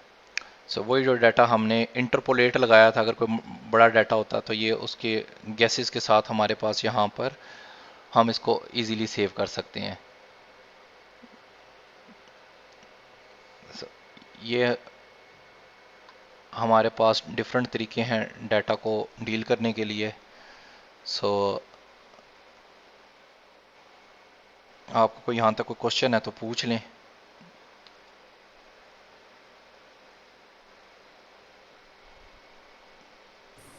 No sir. ठीक है, अब इसके बाद अब हम इसकी डाटा की रिप्लेसमेंट पे चलते हैं। ये तो वो था जो हम पांडास ने अपने लिहाज से दे दिया, इंटरपोलेट लगा लिया, मीन लगा लिया, मैक्स लगा लिया, स्टैंडर्ड डेविएशन लगा लिया। सो ये डिफरेंट तरीके से उसने खुद ही लगा लिए। लेकिन बहुत टाइम इस तरह होता है हमारे पास कि डाटा को हमने अपने लिहाज से रिप्लेस करना है। फॉर एग्जांपल अगर नाम के डाटा है और नाम के अंदर कोई मिसिंग वैल्यू है, तो हमें पता है कि जी नाम का स्ट्रक्चर क्या है, या हमें कोई डोमेन का नॉलेज है, कोई मेडिकल की फील्ड दवाइयों के नाम है। सो हम अपनी प्री डिफाइंड लिस्ट से भी इन डाटा को रिप्लेस कर सकते हैं। सो इस डाटा को हम जो अपने प्री डिफाइंड तरीक़ों से रिप्लेस करते हैं, उसके लिए हम रिप्लेसिंग के मेथड यूज़ करते हैं। सो अगर मैं यहाँ पर शुरू से जाऊँ और इस DF को मैं एक दफ़ा रन करता हूँ, सो ये DF मेरे पास अभी फ़िलहाल NaN आ रहा है क्योंकि ये है। तो इस डाटा को मैं थोड़ा सा ना चेंज कर लेता हूँ यहाँ पे पहले ही, मतलब एक मिनट इसको मैं बंद करता हूँ। मैंने यहाँ पर टाइपिंग मिस्टेक आया, तो यहाँ पर किसी ने ना टाइप के दौरान ना 5 9 लिख दिए, या कोई गार्बेज कलेक्टर आया, या कोई भी इस तरह का डाटा आया। तो अब मैं ज़रा एक इधर आ गया, एक मेरे पास इधर आ गया, इसके बाद 32 के बाद 31 34 डाटा छोटा कर देते हैं थोड़ा सा, बस, और हमें चाहिए ही नहीं, क्योंकि अभी हम बिल्कुल छोटे स्टेप से स्टार्ट करने लगे हैं। इसी तरह यहाँ पर भी हमारे पास मिस हो गया, और 7 के बाद भी मिस हो गया, और यहाँ पर 2 और 5 कुछ और आ गया। ओके, यहाँ पर पहले से नो इवेंट ही लिखा हुआ था। सो ये डाटा अब हमारे पास कुछ इस फॉर्म में आया है। चेक करें CSV हमारे पास, ओहो CSV सेव नहीं हुई।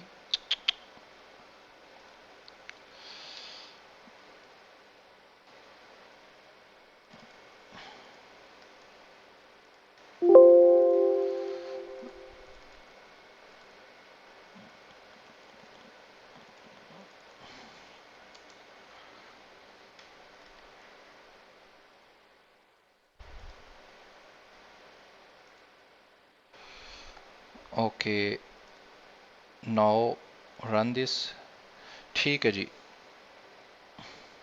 अब हमारे पास ये डाटा फ्रेम आ गया इधर।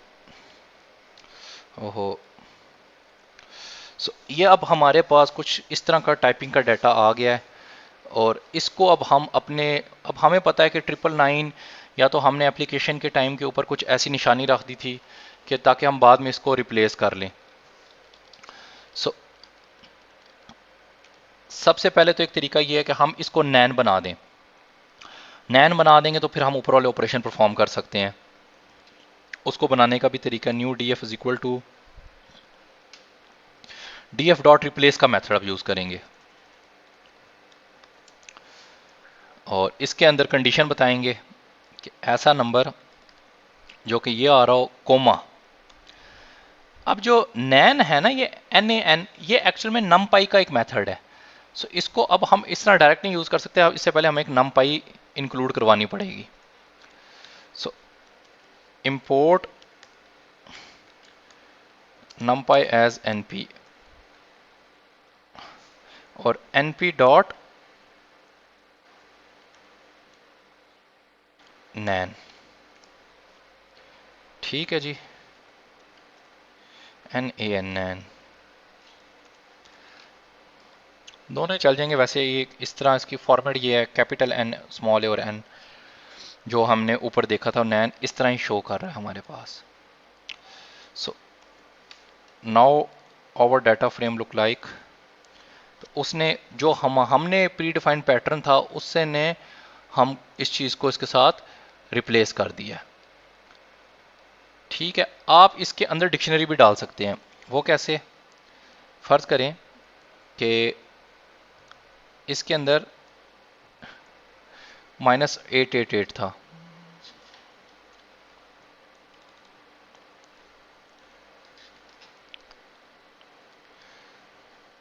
ठीक है, और मैं एक काम करता हूँ, यहाँ पर मैं एक सेल और इंसर्ट करता हूँ और डाटा को दोबारा रीड कर लेता हूँ क्योंकि अब मुझे डाटा बार बार में चाहिए होगा।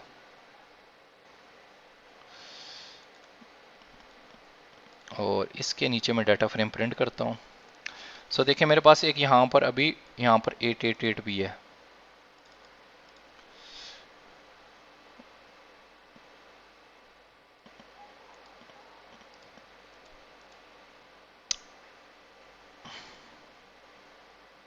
ओके, सो यहाँ पर हम अपने लिहाज से डिक्शनरी भी दे सक और लिस्ट भी दे सकते हैं कि एक 999 को भी चेक करे, कोमा अगर हमारे पास मल्टीपल कंडीशंस आ रही हैं तो हम इस तरह कह सकते हैं कि तुम मल्टीपल कंडीशंस को भी चेक करो। सो इसके अंदर हम यहाँ पर एक पूरी लिस्ट दे देते हैं और देन फिर इसको हम np9 करते हैं। सो देखें तो जितने भी हमारे पास कंडीशंस होंगी ना उसको हम डिफरेंट तरीके से ना यहाँ पर डील कर सकते हैं नैन के थ्रू। सो आपके पास खाली एक टाइप का हो या मल्टीपल टाइप्स का डाटा हो, सो हम उसको वहाँ पर डील कर सकते हैं। आप इसके साथ ज़ीरो लिख दें तो ज़ीरो का भी हमारे पास आ जाएगा।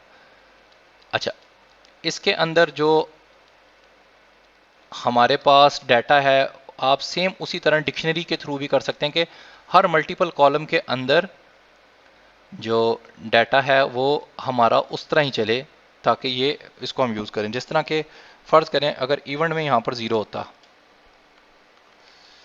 सो अब अगर मैं इसको रीड करता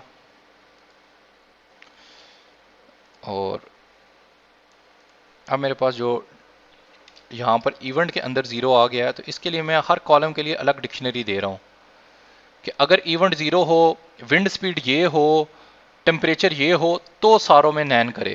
तो काम यही करना है, हमने सिर्फ डिक्शनरी लगा देनी है। अब जहाँ पर पहले एक लिस्ट लगाई थी कि जो कि ऑटोमेटिकली बगैर कॉलम के सर्च कर रहा था सारों में, अब डॉट रिप्लेस करके वो सर्च करेगा वाया डिक्शनरी।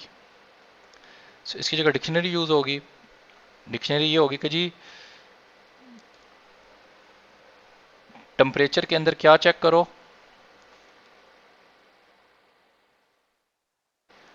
-999। एक डिक्शनरी की एंट्री आई, कोमा विंड स्पीड के अंदर क्या चेक करो,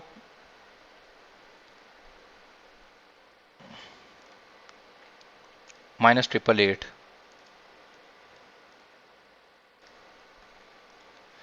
कॉमा इवेंट के अंदर क्या चेक करो,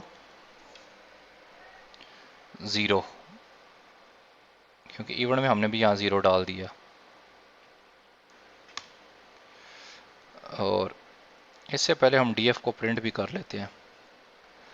नाउ अब न्यू डीएफ के अंदर हमने मल्टीपल कंडीशंस के साथ डाटा को रिप्लेस किया है और किया किससे है, एक इन NaN से।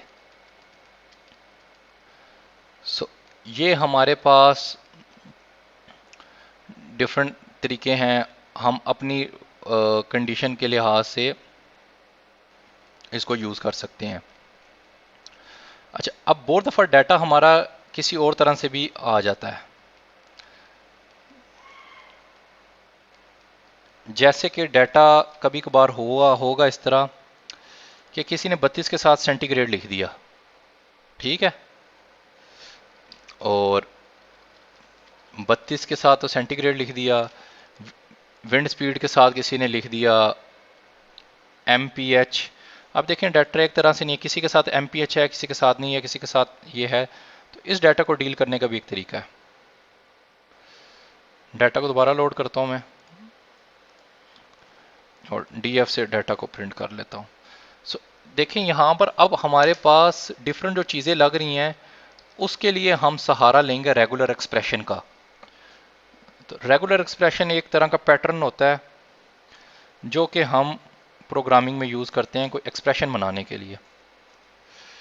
रेगुलर एक्सप्रेशन इस तरह के होते हैं, आपने कभी कभार देखा होगा, वो ईमेल में लगाया होता है कि जी ईमेल आपको इनवैलिड बता देता है। वो ईमेल इनवैलिड कैसे चेक करता है? वो सबसे पहले चेक करता है कि जी @ से पहले कोई स्पेशल करेक्टर ना हो, @ के बाद कोई टेक्स्ट होना चाहिए, जीमेल, हॉटमेल, फिर एक डॉट होना चाहिए और फिर आगे कॉम या .net होना चाहिए। तो इस तरह का एक पैटर्न बनाता है। सो यही पैटर्न हम पांडास के अंदर यूज़ कर सकते हैं कि देखें ये न्यूमेरिकल वैल्यू तो इसके साथ C आ रहा है, इसके साथ भी करेक्टर्स आ रहे हैं। तो अगर हम एक रेगुलर एक्सप्रेशन बना लेंगे, खाली इंटीजर वैल्यूज़ को ही रखना है, तो ये हमारा काम बहुत इजीली हो सकता है रेगुलर एक्सप्रेशन से थ्रू। सो मैं अब इसके अंदर रेगुलर एक्सप्रेशन एक लगाता हूं, new DF = DF dot replace comma. अब रेगुलर एक्सप्रेशन में क्या बना रहा हूं कि कोई भी करेक्टर जो कैपिटल A से कैपिटल Z के दरमियान आए या स्मॉल a से स्मॉल z के दरमियान आए, ये तो मैंने इसके अंदर एक पैटर्न बताया, कोमा।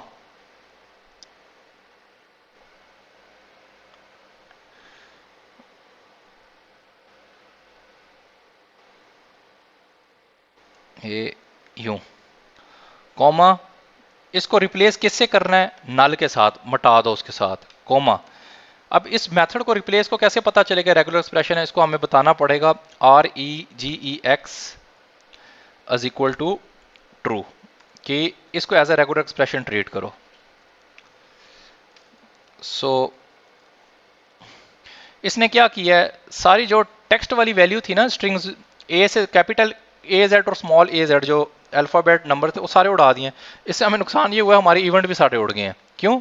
क्योंकि जो इवेंट है वो भी हमारे पास रेगुलर एक्सप्रेशन की एक उसके अंदर आ रहे हैं। तो इसके लिए भी हम डिक्शनरी का सहारा लेके डिफरेंट तरीकों से लगा सकते हैं। जिस तरह हमने डिक्शनरी बनाई है ना, इसी तरह के इवेंट पे अप्लाई ना और रेगुलर एक्सप्रेशन बाकी सब पे हो जाए। सो हम किस तरह करेंगे, डॉट रिप्लेस टेम्परेचर के ऊपर रेगुलर एक्सप्रेशन अप्लाई हो जी हो, तो हम इसको कॉपी करते हैं और टेम्परेचर के ऊपर रेगुलर एक्सप्रेशन अप्लाई कर दिया, विंड स्पीड पे भी अप्लाई कर दिया, ठीक है। और इवेंट अब हम यहां से खत्म कर देंगे, भाई इवेंट पे ना हो, ठीक है जी। सो ये हमने डिक्शनरी बना ली सारी। डिक्शनरी के बाद वही कंडीशन है कि इस सारे को नल से रिप्लेस करो, रेगुलर एक्सप्रेशन ट्रू कर दो। सर आई थिंक रिकॉर्डिंग जो है ना वो पॉज हो गई है, आप चेक कर लीजिएगा। नहीं हो रही है रिकॉर्डिंग तो, आई थिंक पॉज हो नहीं, गई। अभी एक मैसेज जनरेट हुआ था पॉज का भी, इसलिए मैंने कहा। अच्छा मैं देखता हूँ, 1 मिनट।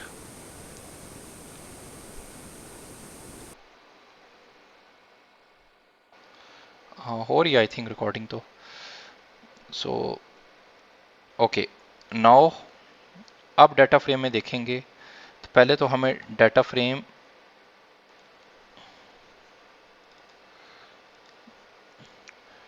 अब हमारे पास वो टेम्परेचर और विंड स्पीड से तो उसने वो चीज़ें निकाल दी हैं, लेकिन हमारे पास इवेंट के लिए उसने वो चीज़ें सारी यहाँ पर लगा के रखी हुई हैं। सो ये भी एक रिप्लेस का मेथड है। एक और चीज़ मैं आपको यहाँ पर बताना चाहता हूँ, जिस तरह के हमारे पास कभी का रिजल्ट कार्ड आता है किसी स्टूडेंट का, सो हम एक डाटा फ्रेम बनाते हैं। उस एग्जांपल को करने के लिए मैं यहाँ पर लिखता हूँ df is equal to P D dot data frame. अब मैं डाटा फ्रेम एक्सेल से नहीं बना रहा, मैं एक खुद से फ्रेम बना रहा हूँ। डाटा फ्रेम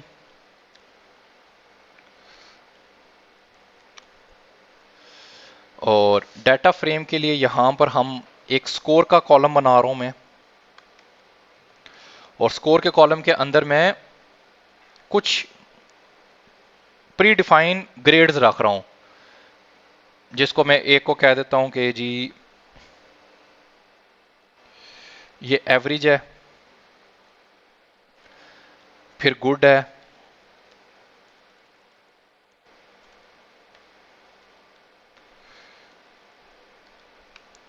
देन फिर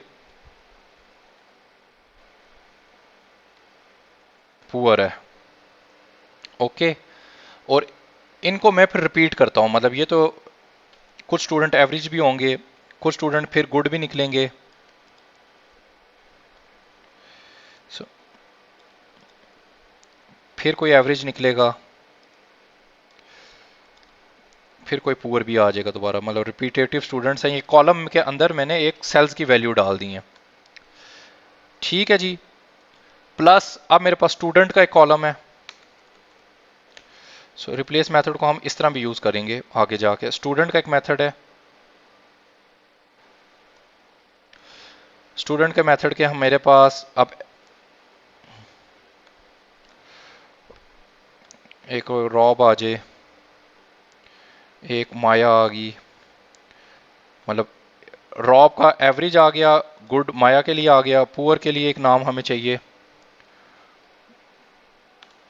टॉम आ गया, फिर गुड के लिए चाहिए असद आ गया, 1 2 3 4 5 6 1 2 3 4 सलमान आ गया, और जुहेर आ गया एक।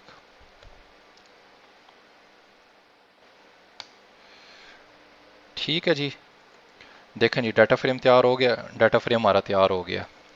अब इसके अंदर देखें तो हमारे पास जो स्कोर है वो डिफरेंट ग्रेड्स के ऊपर है, लेकिन हम इसको इन ग्रेड्स को बाय नंबरिंग भी चेंज करना चाहते हैं कि एवरेज का 1 ग्रेड है, गुड का 3 ग्रेड है, पुअर का कुछ ग्रेड है, ताकि हमारे पास जो डाटा है वो एक लाइन में आ जाए। तो इसके लिए हम बाय लिस्ट पूरे को भी रिप्लेस कर सकते हैं। तो उसके लिए एक तरीका है new df is equal to df dot replace. अब मैं उसके अंदर पूरी डिक्शनरी दे रहा हूं और पूरी लिस्ट दे रहा हूं, ये जो मैंने जिस स्कोर को मैंने रिप्लेस करना है। सो इसके अंदर मैं एक एक दफा लिखूंगा एवरेज गुड पुअर। मेरे पास 3 ही डिस्टिंक्ट ऐसे कॉलम है जो रिपीट हो रहे हैं, कोमा, और इनको मैं अपनी ग्रेडिंग दे रहा हूं।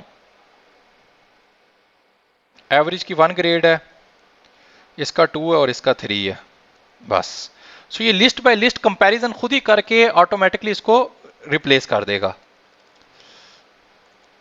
सो देखें इसने एवरेज की स्कोर की जगह जहां पर एवरेज था 1 लगा दिया, 2 लगा दिया, 3 लगा दिया। तो ये आप अपने लिहाज से ग्रेडिंग को भी इस पूरी लिस्ट बाय लिस्ट को भी रिप्लेस कर सकते हैं। सो ये आप इसके अंदर इस तरह जो रिप्लेस के मेथड्स हैं ना, इनको मल्टीपल लेवल पे जाके चेंज करके इसके अंदर ये चीज़ें कर सकते हैं। सो ये रिप्लेस वाला भी हमारे पास हो गया फिनिश। अब हमारे पास इसके बाद नेक्स्ट ग्रुपिंग है, वो अब हम नेक्स्ट क्लास में देखेंगे कि हम ग्रुपिंग और कंकैटिनेशन कैसे करेंगे। सो ये मैं ख्याल नेक्स्ट वाले लेक्चर के अंदर हमारा डाटा फ्रेम भी ख़त्म हो जाएगा। सो नेक्स्ट वाली क्लास में हम ये डाटा फ्रेम को फिनिश करके फिर हम जंप करेंगे सीधा मशीन लर्निंग पे। देन फिर मशीन लर्निंग का मॉडल डिप्लॉय करेंगे और जो डाटा है उसके ऊपर हम ट्रेनिंग करके अपने मॉडल की एक्यूरेसी को थोड़ा इंप्रूव करने की कोशिश करेंगे। देन फिर हम मशीन लर्निंग वाले फेज़ के अंदर इंक्लूड हो जाएंगे। वैसे तो डाटा फ्रेम बहुत ज़्यादा, अगर आप यहाँ से जाके देखें सो इसकी API रेफरेंस में जाएं, ये कुछ इनपुट आउटपुट के मेथड हैं। देखो इनपुट आउटपुट में कितनी चीज़ें हैं। फिर ये डाटा फ्रेम जो खाली है, डिलीट करना, क्यूरी लगाना, मास्किंग करना, ये आगे जाके हम वैसे हम पढ़ेंगे डाटा फ्रेम के ऊपर क्यूरी लगाते हैं किस तरह। जो SQL की क्यूरी है वो डायरेक्ट भी लग जाती है। सो लेकिन ये बहुत बड़ी चीज़ है, लेकिन मैं वही चीज़ें कवर कर रहा हूँ जो आपको मशीन लर्निंग के अंदर हमारे पास यूज़ होनी है।